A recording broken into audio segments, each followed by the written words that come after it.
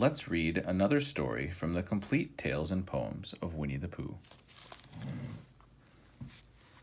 Chapter 9, in which Piglet is entirely surrounded by water.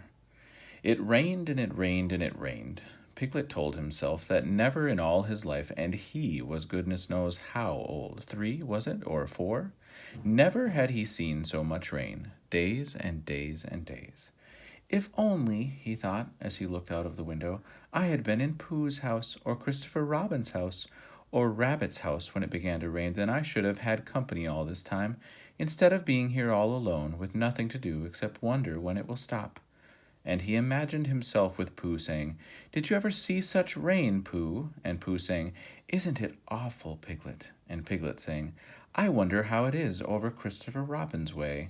And Pooh saying, I should think poor old Rabbit is about flooded out by this time. It would have been jolly to talk like this, and really, it wasn't much good having anything exciting like floods if you couldn't share them with somebody. For it was rather exciting. The little dry ditches in which Piglet had nosed about so often had become streams.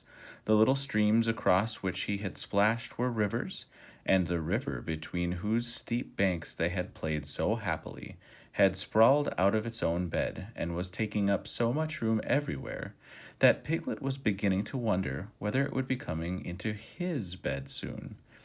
It's a little anxious, he said to himself, to be a very small animal entirely surrounded by water. Christopher Robin and Pooh could escape by climbing trees, and Kanga could escape by jumping, and Rabbit could escape by burrowing, and Owl could escape by flying, and Eeyore could escape by making a loud noise until rescued, and here am I, surrounded by water, and I can't do anything.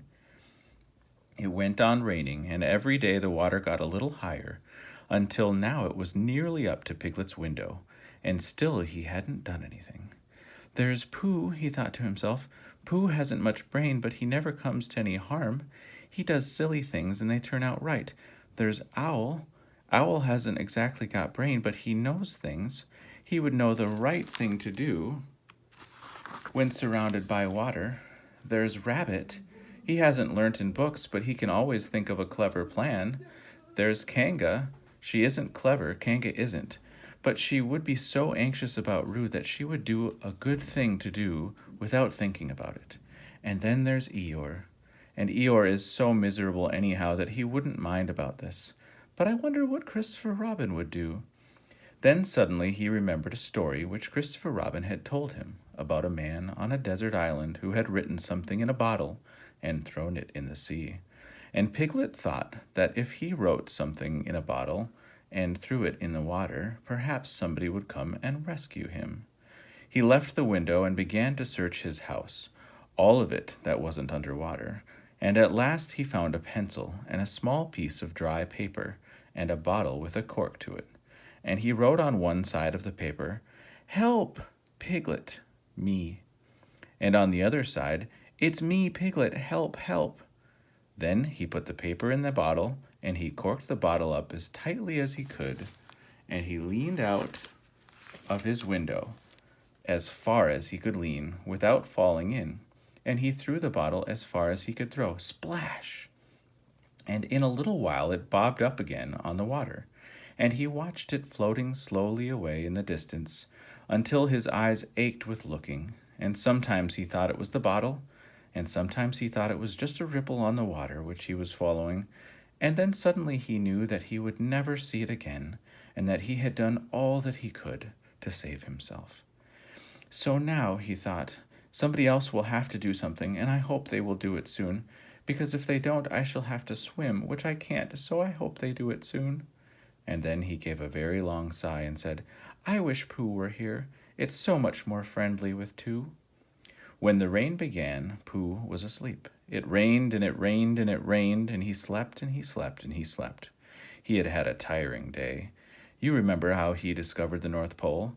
Well, he was so proud of this that he asked Christopher Robin if there were any other poles such as a bear of little brain might discover. There's a South Pole, said Christopher Robin, and I expect there's an East Pole and a West Pole, though people don't like talking about them.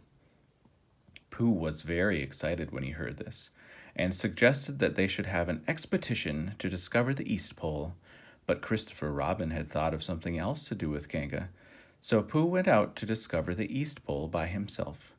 Whether he discovered it or not, I forget, but he was so tired when he got home that in the very middle of his supper, after he had been eating for little more than half an hour, he fell fast asleep in his chair, and slept and slept and slept. Then suddenly he was dreaming. He was at the East Pole, and it was a very cold pole with the coldest sort of snow and ice all over it. He had found a beehive to sleep in, but there wasn't room for his legs, so he had left them outside. And wild woozles, such as inhabit the East Pole, came and nibbled all the fur off his legs to make nests for their young. And the more they nibbled, the colder his legs got, until suddenly he woke up with an ow. And there he was, sitting in his chair with his feet in the water, and water all around him. He splashed to his door and looked out. "This is serious," said Pooh. "I must have an escape." So he took his largest pot of honey and escaped with it to a broad branch of his tree, well above the water. And then he climbed down again and escaped with another pot. And when the whole escape was finished, there was Pooh sitting on his branch, dangling his legs, and there beside him were 10 pots of honey. 2 days later, there was Pooh sitting on his branch, dangling his legs, and there beside him were 4 pots of honey. 3 days later, there was Pooh sitting on his branch, dangling his legs, and there beside him was 1 pot of honey. 4 days later, there was Pooh, and it was on the morning of the 4th day that Piglet's bottle came floating past him, and with one loud cry of "Honey!" Pooh plunged into the water, seized the bottle, and struggled back to his tree again. "Bother!" said Pooh as he opened it. "All that wet for nothing. What's that bit of paper doing?"